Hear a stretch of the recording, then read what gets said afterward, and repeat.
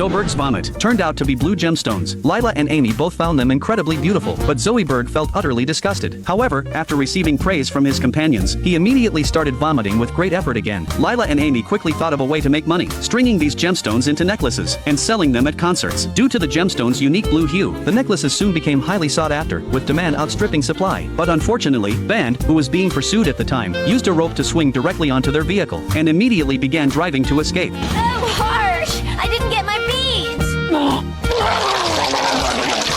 As Band saw the enemies closing in, he drove the car straight onto a downhill slope. However, because their van was very old, it couldn't shake off the magnetic levitation cars. During the chase, they accidentally drove into Chinatown. At that moment, Fry spotted the Golden Gate Bridge ahead and urgently told Band to drive onto it. To their surprise, it turned out to be a bridge exclusively for magnetic levitation trains, while their vehicle was just an ordinary van. Band couldn't react in time, and the car, along with everyone in it, plunged off the cliff. In this critical moment, Band grabbed a nearby rope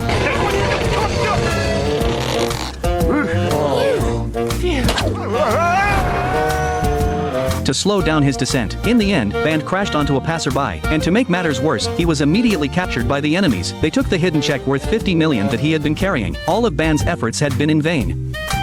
Right? Fry crack corn and I don't care. Lila crack corn and still don't care. Bender crack corn and he is great. Take that, you stupid corn!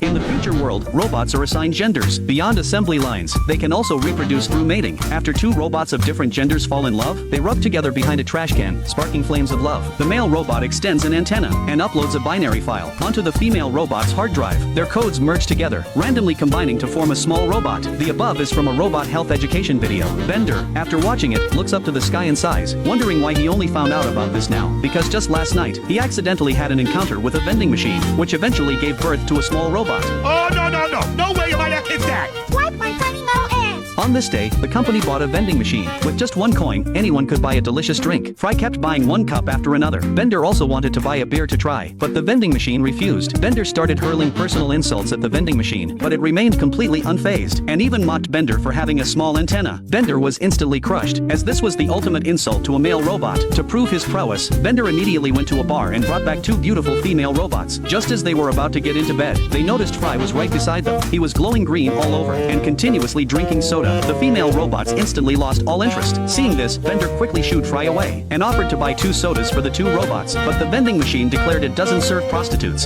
Trashy! At least I don't put out the quarters. And directly sprayed soda all over their faces. Bender wanted to intervene, but he ended up taking pictures instead. In the end, the date ended badly. What should have been a perfect night was ruined by the vending machine. Bender rolled up his sleeves, ready to teach it a lesson. The vending machine had also long been fed up with Bender. Ooh, I'm so scared, no arms. A battle was imminent. They tangled together, fighting all the way from the sofa to the wall. Bender was repeatedly slammed against the wall. The intense collisions brought a thrilling sensation that Bender couldn't resist. Ooh, interesting. Lila's every pitched baseball always hits the opponent's face with precision. Because of this, every time she plays, an ambulance must be on standby to rescue the players. And with her unique pitching style, Lila successfully gained a large number of female fans, even landing an advertising endorsement as a result. So I know good beans when I see them. Bean Bay Beans, they're the beaniest. Lila held a fan meet and greet. The fans who came were all especially admiring of her, except for one black girl. She saw Lila as a disgrace to female athletes, because, in Egleen's view, Lila only aimed to gain fans' affection, and didn't know how to play baseball at all. After saying this, the girl stormed out, slamming the door. The incident left Lila deeply hurt. Her colleagues comforted her one after another, saying that even if she became the worst baseball player in history, at least she could bring joy to the audience. But Lila didn't see it that way. Determined not to become the worst player, she sought out the previous worst player as her coach. Lila only hoped to surpass him. Soon, the coach began intensive training with her. Bender reminded her to always wear a helmet before starting. Before pitching, Lila kept encouraging herself, but the ball still accurately hit the opponent's face. The coach quickly identified Lila's weakness. With only one eye, she simply couldn't aim properly, so he suggested she close her eyes before pitching. Lila followed his advice, and sure enough, the next moment she pitched a perfect strike. The baseball game soon started again. Lila was eager to redeem herself, but this time, the coach firmly refused to let her play. Fortunately, her teammates' baseball skills were all quite poor. As the team was about to lose the game, the coach reluctantly sent Lila onto the field. As Lila appeared, the audience's excitement soared. They were were all eager to see. Lila smashed the opponent's face with a baseball. This time, her opponent was Anglin, who had previously mocked Lila. Lila closed her eyes and threw her first pitch with all her might. Sure enough, this time she pitched a super strike. Lila's confidence grew immensely, and she quickly scored another point. But just as she thought she had one, the third pitch was blocked by Anglin. The immense force even caused the net to tear, resulting in a home run. In the end, Anglin won the game, which meant Lila had become the worst baseball player. But just as she was about to leave in sorrow, Anglin stopped her, and even thanked her. It was precisely because of Lila's existence that Anglin had been determined to defeat her and prove herself for female athletes. Oh, that's so kind of you. I guess I made a difference after all. You absolutely did, Leela. Now please retire.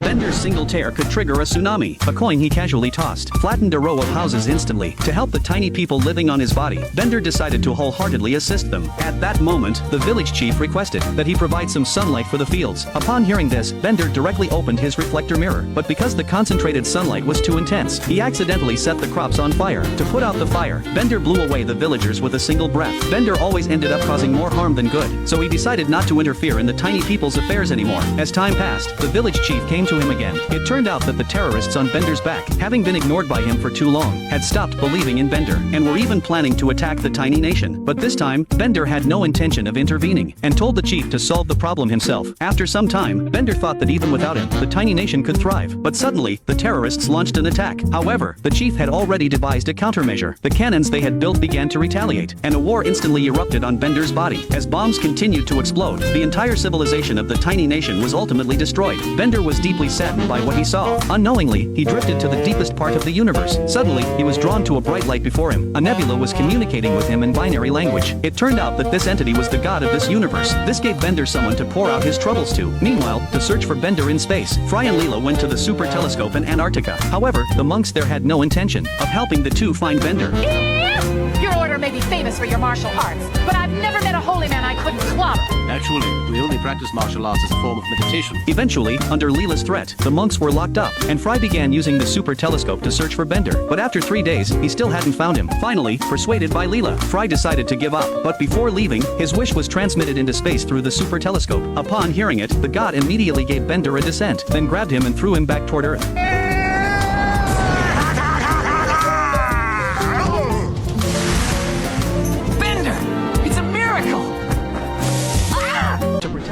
Fry was directly pierced through the chest by a bee sting. He's dead. At the funeral home, Leela was overcome with grief, believing she was the cause of Fry's death. The professor quickly comforted her, saying it wasn't Leela's fault. I'm lying to make her feel better.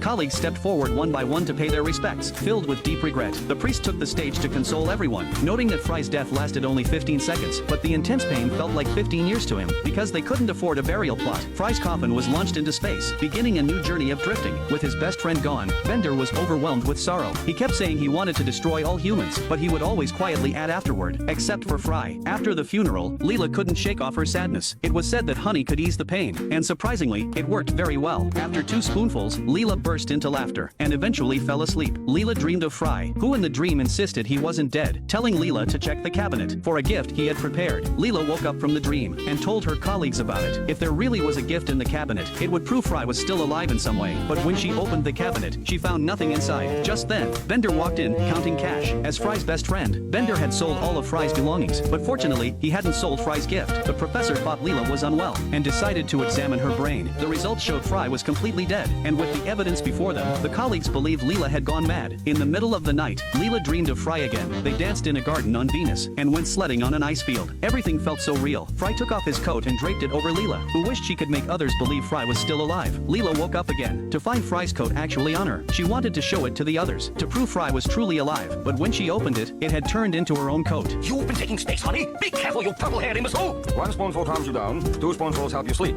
but 3 spoonfuls and you'll go into a sleep so deep you'll never wake up. Ignoring the warnings, Leela continued to take honey. After 2 spoonfuls, her body became uncontrollable. The jar tipped over, spilling honey all over the sofa, and eventually, the honey transformed into the shape of Fry. Is that you? I don't need a sponge. Why am I sticky and naked? Did I miss something fun? Lila used her tentacles to climb upward continuously, but the vines collapsed under the weight. At the critical moment, Lila caught a cloud with her tentacles. Climbing up, she discovered a massive castle above, and 5 koi fish greeted her arrival. A running unicorn was like something out of a fairy tale. Lila couldn't help but sigh in relief, thinking things were finally taking a turn for the better. But the next second, she was captured. Gotcha. This situation deteriorated fast. It turned out this was her mother's genetic engineering research facility. Because it was illegal on the ground, she had built the lab above the law. Then she took Lila on a tour of her laboratory. By adding elephant DNA to ordinary beans, they could be turned into magic beans, but they would collapse under their own weight. Injecting pig DNA into a porcupine and throwing it into a microwave would yield a roast suckling pig with built-in toothpicks. Lila's mother decided to detain her, planning to use her as the next research subject. Back at the company, Fry was reminded of Lila and could only fiddle with her wristband. He decided to search for Lila in the sewers. Just then, Lila's mother called via video, saying she hadn't seen Lila for weeks. Fry realized the seriousness of the situation. He had to find Lila, but the problem was there were no clues at all.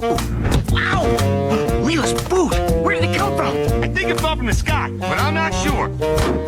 Now I'm sure. The two of them used a flying device to reach the castle in the sky. Lila, trapped for so long, sent out a distress signal. She let down her long hair. Fry and the other climbed up along her hair, encountering Robin and Batman along the way. Upon reaching Lila's room, Lila wrapped herself in a bedsheet. Not wanting Fry to see her in her current state, Fry asked if it was because of the tentacles, and assured her that he would accept her no matter how she looked. That could ever shock me so.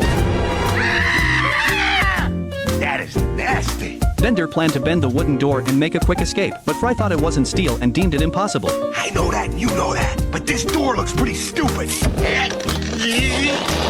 The three escaped the room and encountered the imprisoned Adventure Time characters in the basement. Strange noises kept coming from the storage room late at night. The little monster picked up a skull ball and threw it inside, but before long, the skull ball was unexpectedly thrown back out. He knew there must be something inside, so he dropped some candy on the ground as bait. The foolish Fry couldn't tell it was a trap. He ate while moving forward, waking up the sleeping little creature. The little monster told him not to worry, explaining that he meant no harm to humans. Fry let his guard down and even offered some candy to share. The little monster looked disgusted, as it was actually his own feces. Thinking Fry must be starving, he decided to take him for a meal. The little monster showed Fry his weapons. This is a bloodletting knife, he said. It can skin and gut enemies. Seeing this, Fry was reminded of his good friend Bender, but he feared he might never see him again. Fry missed Earth deeply. He picked up his phone to call home, but the little monster explained that due to sanctions, communication between their planet and Earth had been cut off. Seeing his pet feeling down, he pulled out a scout handbook and mentioned there was another way. They rode off toward their destination. Fry was curious about how the bicycle could float in midair. The little monster simply said it was powered by love. The two arrived at their destination, where various high-tech communication devices were available. Through these, they could surely establish contact with Earth. But instead, Fry gathered all the communication devices and assembled them into a giant SOS signal. Back on Earth, Bender was filled with guilt. He looked at Fry's photo, then at the bed filled with traces of Fry's presence. He went to the rooftop to drown his sorrows in alcohol. I'll never forget the feel of his soft skin against my flailing fists.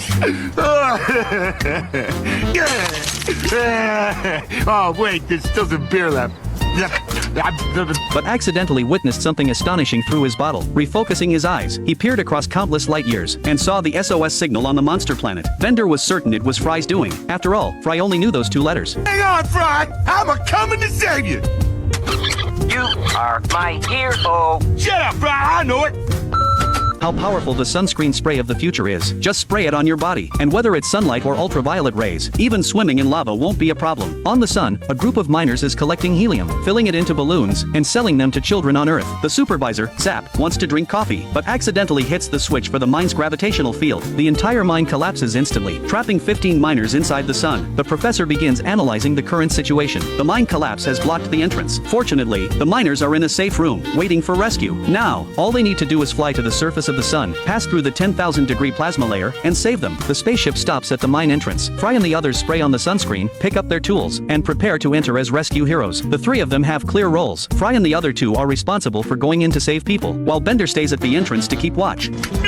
But when it really comes to saving people, they still need Bender's fire extinguisher. As the ground shakes, the mine suddenly collapses again. Bender wants to survive, so he quickly runs back, with only one last flame blocking the way. In a rush to get back to sleep, he turns the valve to maximum. A reporter covers the story of the robot hero. Knowing Bender's personality all too well, the two decisively turn off the TV. Meanwhile, Bender moves ahead unimpeded, quickly overtaking Leela and the others, and accidentally knocking the miners aside. But he has no intention of saving anyone at all. He opens the fire extinguisher and flies back. Bender returns to the entrance, only to discover a miner hiding in his belly. The rescued miner thanks Bender for what he did, and praises him as a true hero. But who will the robot pull next from the fiery hole of mystery? An actress? A celebrity chef? Stay tuned for the next 14 rescues. 14? Compared to laziness, Bender cares more about his reputation. Under the expectant gaze of everyone, Bender saves the